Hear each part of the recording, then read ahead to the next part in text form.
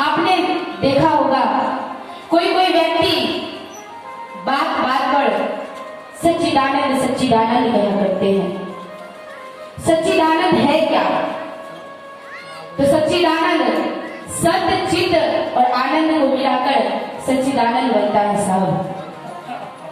तो हम लोग पहले बात करें सत्य। सत्य कहते किसको है? सत्य माने होता क्या है? सत्य कहते हैं सत्य। सत्य माने अविनाशी। परमात्मा भी अविनाशी है। जो पहले था और मध्य में है, जो अंत में बचता है, वही अविनाशी है। उन्हीं को हम सत्य कहते हैं। और दूसरी बात है चित्त की। चित्त, चित्त माने प्रकाश। यदि हम किसी पुस्तक को या किसी वस्तु को देखने की कोशिश करते हैं तो हमें किसी ना किसी प्रकाश की जरूरत होती है। तो हम बल्ब या ट्यूब जलाते हैं उस वस्तु को देखने के लिए।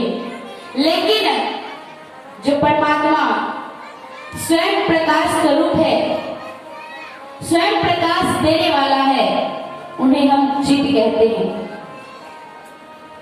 अब बात आई आनंद की। आनंद क्या है सज्जनों? हम संसारी जीव सोचते हैं हमारे पास ढेर पूंजी आ जाए, ढेर पैसा आ जाए, हमें बहुत आनंद आएगा। लेकिन सज्जनों, आनंद की परिभाषा शास्त्रों में बड़ी सुंदर रूप से दी गई है। डल्लक के गद्दों पर सोना आनंद नहीं है। एसी के कमरों में सोना ये भी आनंद नहीं है। समाज में ढेर सारी प्रतिष्ठा प्राप्त कर लेना ये भी आनंद नहीं है सज्जनों। ढेर रुपया कमा लेना ये भी आनंद नहीं। आनंद तो भीतर की चीज होती है जो कि बाहर होता ही नहीं। आत्मा के ज्ञान के स्वरूप को आनंद कहते हैं। आत्मा के ज्ञान के स्वरूप को आनंद कहते हैं। परमात्मा का चिंतन होवे इसी को हम आनंद कहते हैं। और हम संसारी जीव आनंद की परिभाषा का तो उल्टा ही अर्थ बताने लगते हैं। तो आइए, श्रीमद् भागवत का ये प्रथम श्लोक है। मैं निवेदन करूंगी कि आप लोग भी मेरे साथ हाथ जोड़कर गाएं। सभी हाथ जोड़ लें। सच्चिदानंद रूपाय सच्चिदानंद रूपाय विश्वोत्पत्त्यादि हेतवे विश्वोत्पत्त्यादि हेतवे तापत्रे विनाशाय तापत्रे विनाशाय श्री कृष्णाय वयं नमः। श्री कृष्णाय वयं नमः। श्री कृष्णाय वयं नमः। सच्चिदानंद रूपाय विश्वोत्पत्त्यादि हेतवे तापत्रे विनाशाय श्री कृष्णाय वयं नमः। अब तीन जो ताप है इनमें आया बात सच्चिदानंद रूपाय विश्वोत्पत्त्यादि हेतवे तापत्रे विनाशाय। तापत्रे अर्थात तीनों ताप को जो नष्ट कर देती है उन श्री कृष्ण की हम वंदना करते हैं। वो तीनों ताप क्या है साहब? वो तीनों ताप हैं, पहला दैहिक और दूसरा दैविक और तीसरा जो है वो है भौतिक। दैहिक, दैविक, भौतिक, इन तीनों ताप को जो नाश कर देती है, इन तीनों तापों को जो नष्ट कर देती है, उस श्री कृष्ण के चरणों में हम प्रणाम करते हैं। उन श्री कृष्ण की हम वंदना करते हैं। अब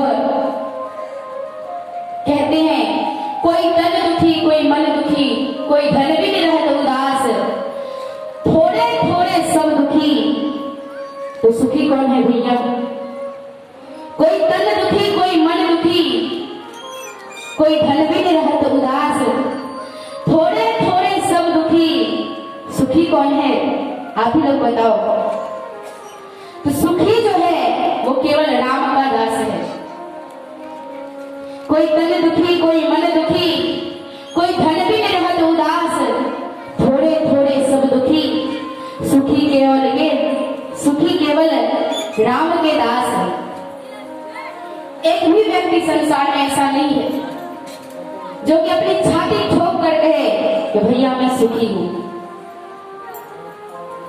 कोई व्यक्ति ऐसा नहीं कर सकता कि मैं सुखी हूं। 5-5 हजार का टर्नओवर करते हैं, 200 करोड़ का टर्नओवर रोज करते हैं, लेकिन खाते क्या है? मूंग की दाल के साथ रूखा फुल्का। तो मैंने पूछा, सेठ जी आप इतने बड़े धनी व्यक्ति हैं, समाज के प्रतिष्ठित व्यक्ति हैं, इतने धनवान हैं, लेकिन आप ये खाने में क्या खा रहे हो? मूंग की दाल के साथ रूखी फुल्का। तो सेठ जी ने पता है क्या कहा? क्या करे दीदी जी, यदि मैं रोटी के साथ घी लगाकर खा लूं तो ब्लड प्रेशर हाई हो जाएगा। डॉक्टर ने मना किया है ज्यादा तेल मसाला नहीं खाना है। यदि ज्यादा तेल मसाला खा लिया मैंने तो हमारा ब्लड प्रेशर हाई हो जाएगा। अब आप ही बताओ, सब चीज है, धनवान व्यक्ति है, लेकिन शारीरिक दिक्कतें हैं जिन कारण वह मूंग की दाल के साथ रूखी फुल्का खाते हैं। ये तो रहा कोई तन दुखी, कोई मन दुखी, कोई धन भी नहीं रहत उदास। अब आते हैं कोई धन भी नहीं रहत उदास का अर्थ। बेचारा दिन भर मजदूरी करता है, जान को जोखिम में डालकर दिन भर काम करता है और शाम में मात्र 50 रुपए लेकर घर आता है। अब वह बच्चे को खिलावे, पत्नी का पेट भरे या अपना पेट भरे। भैया किसी को सुख नहीं है। सुख किसको है? तो सुख केवल राम के भक्त को है, राम के दास को है। सुख तो केवल गोविंद के कीर्तनों में है। इस बात को कबीर साहब कहते हैं, कबीरा सब जग निर्धना, धनवंता नहीं को, धनवंता सोई जानिए जाके, राम नाम धन होए कबीरा, राम नाम धन होए।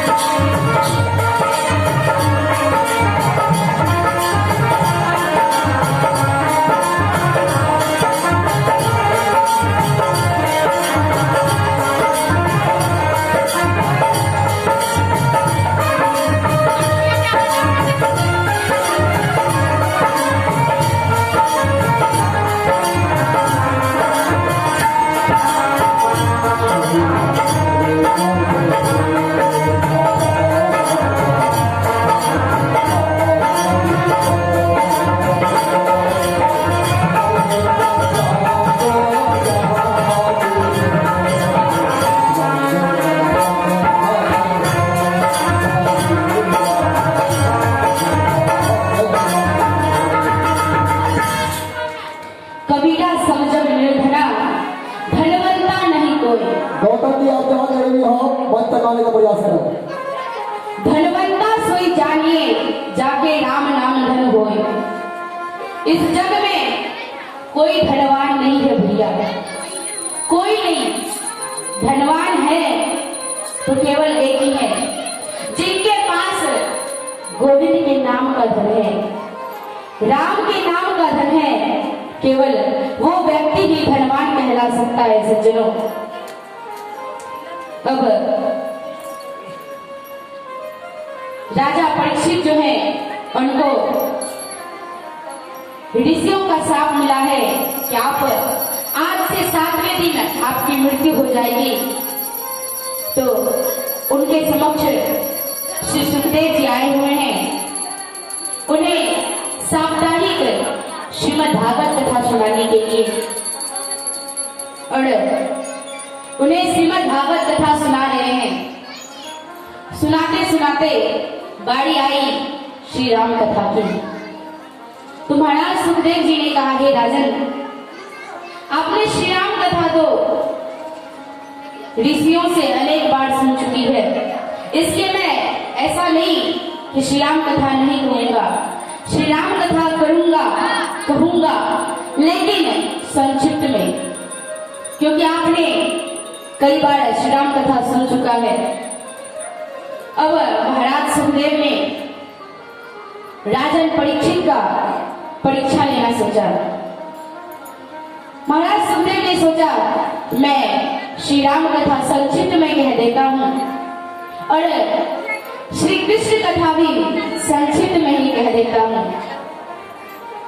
सो महाराज सुखदेव ने श्री राम कथा भी संक्षिप्त में कह दी और श्री कृष्ण कथा भी संक्षिप्त में कह दी। तो सुखदेव जी, राजन परीक्षित ने कहा, हे महाराज जी, आप ये क्या कर दिए? आपने श्री राम कथा संक्षिप्त में सुनाई, ये तो ठीक है, परंतु श्री कृष्ण कथा आपने संक्षिप्त में क्यों सुनाई? जो श्री कृष्ण मेरे बाबा के रक्षक हैं, मेरे बाबा पांडवों के रक्षक हैं।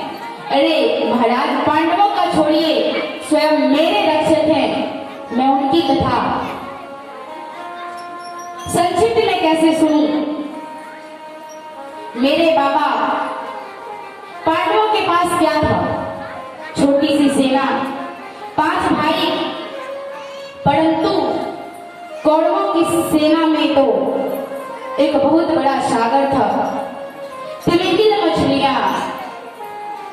अब देखिए राजा परीक्षित, तिमिंगिल मछलियां मतलब बड़ी मछलियां किसे कह रहे हैं?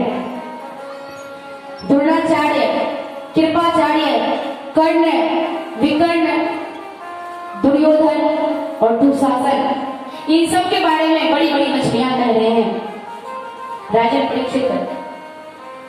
लेकिन मेरे बाबा पांडवों ने जब श्री कृष्ण के चरण रूपी नौका का आश्रय ले लिया, तो कौरवों की सागर रूपी सेना को ऐसे पार कर दिए, ऐसे पार कर लिए जैसे किसी गाय के बछड़े ने खून के गड्ढे को पार कर लिया हो। जो प्रभु मेरे बाबाओं के रक्षक हैं, उनकी कथा मैं संक्षिप्त में कैसे सुनूं महाराज?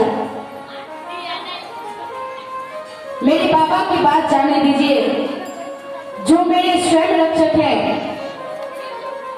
महाराज, द्रोणाचार्य के पुत्र अश्वत्थामा मुझे गर्भ में नष्ट करने का सोच रखा था। मेरी मां उत्तरा रोती हुई जब श्री कृष्ण के चरणों में आई, तो श्री कृष्ण ने कहा,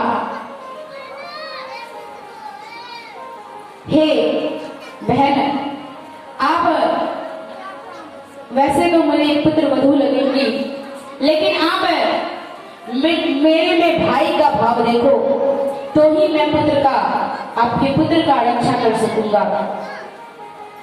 तो उत्तरा ने श्री कृष्ण को भाई के रूप में देखा और भगवान श्री कृष्ण सूक्ष्म रूप धारण कर उत्तरा के गर्भ में प्रवेश किए और अश्वत्थामा के ब्रह्मास्त्र से राजा परीक्षित की रक्षा की।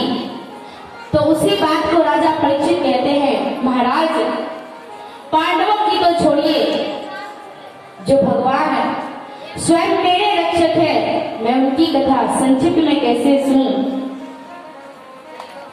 कृष्ण मेरे बाबा के रक्षक हैं, मेरे पिता के रक्षक हैं, मेरे स्वयं के रक्षक हैं। औरों की बात क्या कहे भगवान, मेरे पूरे परिवार के रक्षक हैं। इसलिए तो मेरा नाम परीक्षित पड़ा है। राजा परीक्षित कहते हैं, हे महाराज सुखदेव, मेरा एक नाम विष्णु रात है, इसलिए आप मुझे कृष्ण कथा विस्तार से सुनाएं। मैं सुनना चाहता हूं। ये सुनकर मन में आनंद मिला सुखदेव जी को। अच्छा, एक और बात, आपने देवकी के पुत्रों के बारे में वर्णन किया। 7वां संतान बलराम थी और माता रोहिणी के पुत्रों का वर्णन किया। उसमें पहले संतान बलराम जी हुए। ये मुझे कुछ अटपटा सा लगा। यदि एक ही बलराम है तो बिना 2 बार जन्म लिए वो 2 माताओं के पुत्र कैसे हुए? हमें जरा विस्तार से सुनाइए। आप विस्तार से कहिए गुरुजी, कैसे मथुरा में अवतार लिए, कैसे प्रभु ने लीला की और कैसे प्रभु के मंगल में चरित्र हुए। आचार्य सुखदेव बोले, परीक्षित, मैंने श्रोता बहुत देखा पर तेरे जैसा कभी नहीं देखा। देखिए सज्जनों, श्रोता जो होते हैं वो 3 क्वालिटी के होते हैं। पहला तो श्रोता, और दूसरा सोता, और तीसरा सरोता, जिसे सुपारी काटते हैं, वो तीसरे नंबर वाले होते हैं सरोता। अब श्रोता जो कथा को एकाग्र मन से सुन रहे हैं, जिनका मन इधर उधर कहीं नहीं जा रहा है, एकाग्र चित्त होकर कथा श्रवण कर रहे हैं, वो तो हो गए श्रोता। अब दूसरा नंबर वाले सोता, क्या सोता तो वैसे नाम से भी पता चल रहा है। इन्हें बाबाओं सबका तो नहीं, लेकिन माताओं सबका क्या चालाकी, खंबे के पास बैठेगी और लंबी सी घूंघट लगाएगी और उस घूंघट के अंदर इतनी अच्छी नींद आती है। एक बार एक जगह कथा चल रही थी महाराज जी का, गुरु जी का। वहां पर एक वृद्ध माताएं आई और कहा, बाबा आप कितनी सुंदर कथा करते हो। तो गुरु जी सोचे ये माता शायद ध्यान से कथा सुनती होगी, इसलिए यह कह रही है कितनी सुंदर कथा करते हो।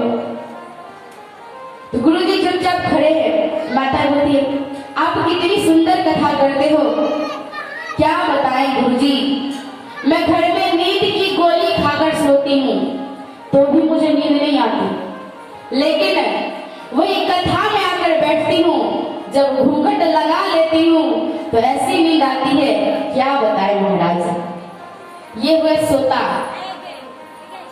अब सरोता, जिससे सुपारी काटा जाता है। अब कहेंगे सरोता से तो सुपारी काटा जाता है, आपने कथा में सरोता का बात क्यों कहा? सरोता इसमें यह है सज्जनों, आप कथा सुनने आए, 50 गलती पंडाल में और 50 गलती व्यास में देखेंगे। पंडाल लगा है, इसमें थोड़ा स्लीव कपड़ा जो लगाता है वो लगा देता है तो अच्छा रहता है। व्यास जी कथा तो कर रहे हैं, परंतु अभी तक कोई भजन नहीं गाया, कोई चुटकुला नहीं सुनाया। अरे व्यास जी क्या कथा करेंगी, ये तो अभी बहुत छोटी है। मतलब 50 गलती इस कथा पंडाल में, 50 गलती व्यास में, कलाकार में निकालेंगे। वो मतलब कथा को काटने में लगा रहते हैं, इसलिए उसे सरोता कहते हैं सज्जनों।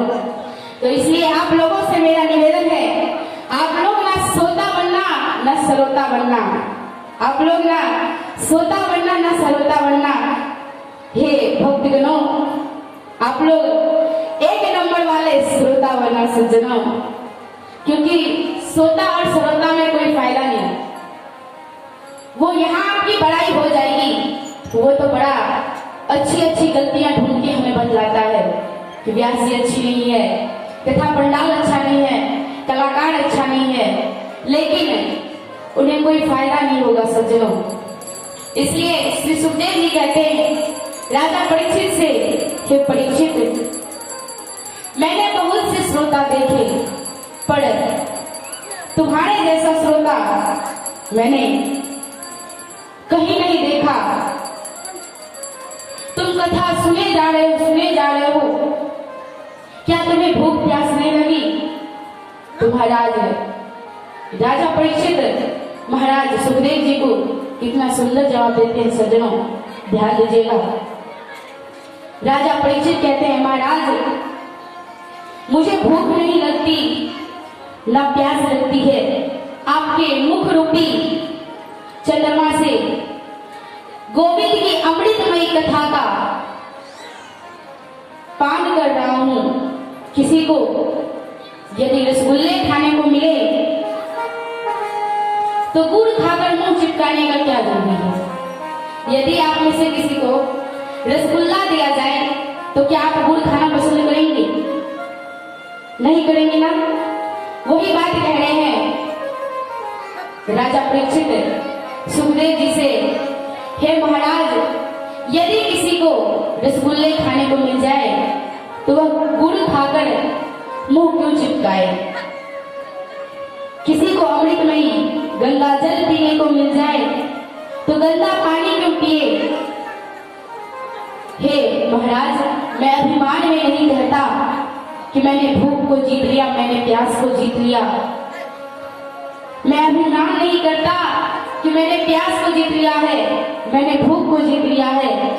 ये भूख प्यास जीतना बहुत मुश्किल होती है महाराज। इसी गलती की वजह से मैंने ऋषि के गले में मरा हुआ सर्प डाल दिया, लेकिन अब मुझे न भूख लगती है और न प्यास लगती है। लेकिन आपके मुख से कथा सुन रहा हूं। राजा परीक्षित ने जो कथा सुनी थी सज्जनों, मेरे आपके तरह नहीं। आज 4 घंटा हुआ, कल 4 घंटा हुआ, ऐसे नहीं। 3 घंटे में कभी पांव को ऐसे करते, कभी इधर पांव फैलाते, ऐसे कथा नहीं सुनी। राजा परीक्षित जो कथा सुन रहे थे, ये लगातार 7 दिनों तक कथा चलती रही। न परीक्षित ने आसन बदला, न सुखदेव जी ने आसन बदला, ये लगातार कथा चलती